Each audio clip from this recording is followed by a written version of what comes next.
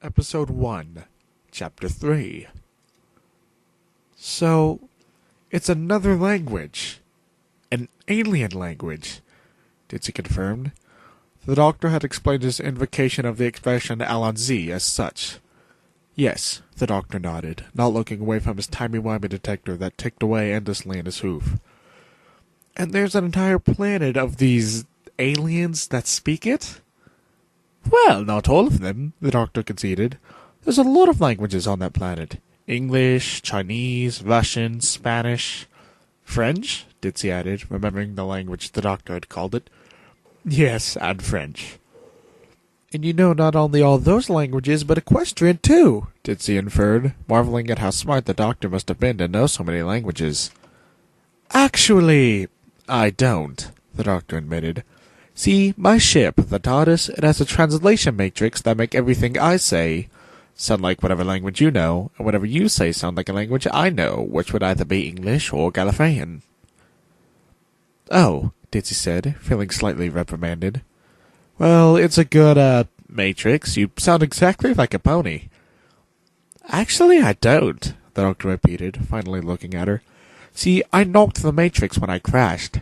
I'm speaking plain old English, which is why I was so surprised when you started talking back to me. Ditsy's brow furrowed. But you're speaking equestrian. No, I'm speaking English, the doctor corrected. And so are you. You just call it equestrian. But how is that possible? Ditsy argued. I don't know, the doctor agreed. How is that possible? Ditsy opened her mouth, but not knowing how to respond, said nothing. The timey-wimey detector went ding. The doctor's face lit up like a light on a heartwarming Eve decoration. Come on, Ditsy, we found a thing, he whooped, running off in the direction of the ding. Ditsy ran after him, taking a moment to look at their surroundings. They were in a secluded corner of the town, one she had never seen before. She could see the Everfree Forest a ways away, and the timey-wimey detector seemed to be leading them to a large, abandoned stone chapel atop a hill opposite the forest. How long has that been there? It looks so old. They ran right up to the enormous wooden doors of the chapel. The timey-wimey detector was dinging away furiously, and the doctor nodded at it. Yes, thank you very much, he said, and shut the detector off, chucking it over his shoulder. Ditsy almost made a sound of objection at his carelessly tossing away of the technology, but held it back at the last second. The doctor loosened his shoulders in preparation to put his hooves on the door, turning back to Ditsy. There could be absolutely anything behind this door. Friendly, not so friendly, I don't know, but most definitely alien. Are you ready? Ditsy looked from the doctor to the doors and back to the doctor. She felt butterflies in her stomach. Watching the movies was so much different than actually doing it. Of course, in an endless universe of aliens, she wasn't sure what she was expecting, but the doctor was certainly a surprise. Taking a deep breath, she nodded. An enthusiastic grin spread across the doctor's face, and with a mischievous glint in his eyes, he thrust the doors wide open. The inside of the chapel was completely empty. The doctor's face went from happy anticipation to bewildered disappointment in a second. Ah, what? He said, walking into the empty building. Ditsy cautiously followed him, saying, What happened? I don't know, the doctor said, running a hoof through his mane in confusion. I could have sworn... What? He threw his hooves in the air, shaking his head. Where's the thing? He yelled. Eggs. Ditsy and the doctor spun around simultaneously and saw the source of the voice tucked in the corner of the chapel behind the doors. The doctor immediately threw a hoof across Ditsy's chest protectively, pushing her backwards away from the thing. Ditsy pushed back, squinting at the thing. What is it? The thing was about as tall as a pony, except it looked like a giant brass cone topped with a dome. A whisk and a plunger were stuck in it about halfway down, and it had a stalk-like thing that stuck at its dome. It looked damaged, charred. Pieces of it were obviously missing, and it had wires and other things spilling out of it. It was leaning next to a wall, sparking and smoking. X. it repeated in its croaking, metallic voice. It's a Dalek, the doctor explained. Stay away from it. Didgy didn't seem what was so dangerous about it, but the doctor seemed very apprehensive about its presence, so she stayed where she was. What does it want? Did it say eggs?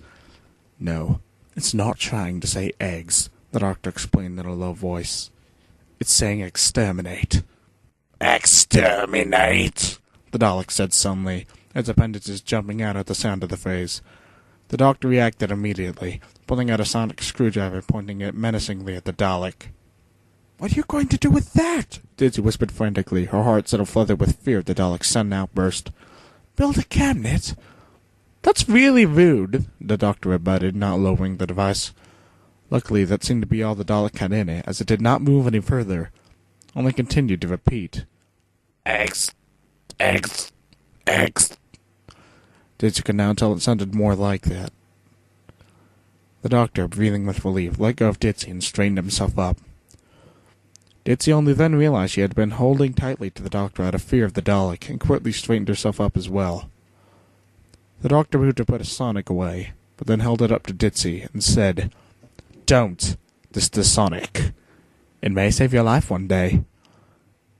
Dizzy was unsure if he was serious or joking, but when the doctor smiled at her apprehensiveness, she rolled her eyes.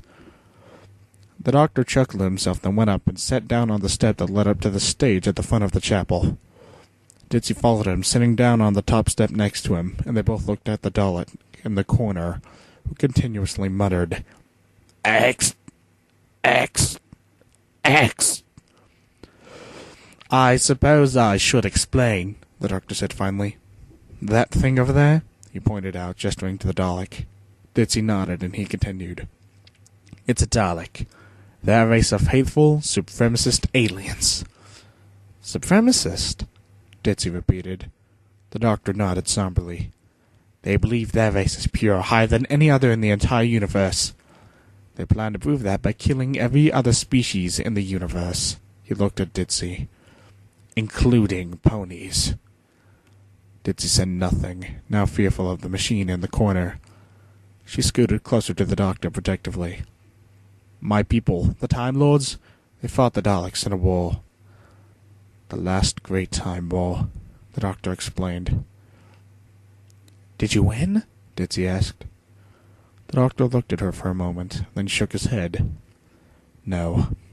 But, he added, I killed the Daleks, all of them, twice. Once was in the Great Time War, the other was to prevent the leader of the Dalek Stavros from dissolving all reality with a reality bomb.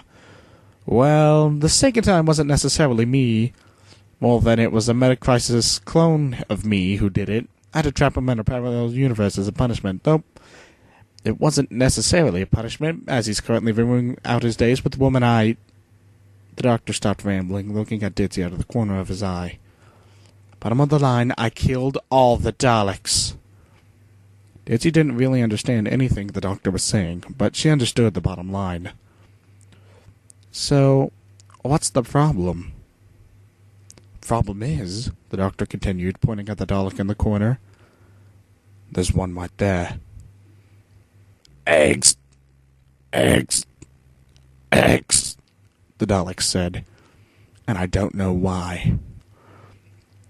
They sat there for a moment longer in silence. Dizzy didn't have the slightest clue what to do. She had only realized aliens were real that morning, but even the doctor seemed at a loss. She opened her mouth to say something encouraging, but was cut off by a masculine voice from outside. Look out! It screamed, and the doors exploded.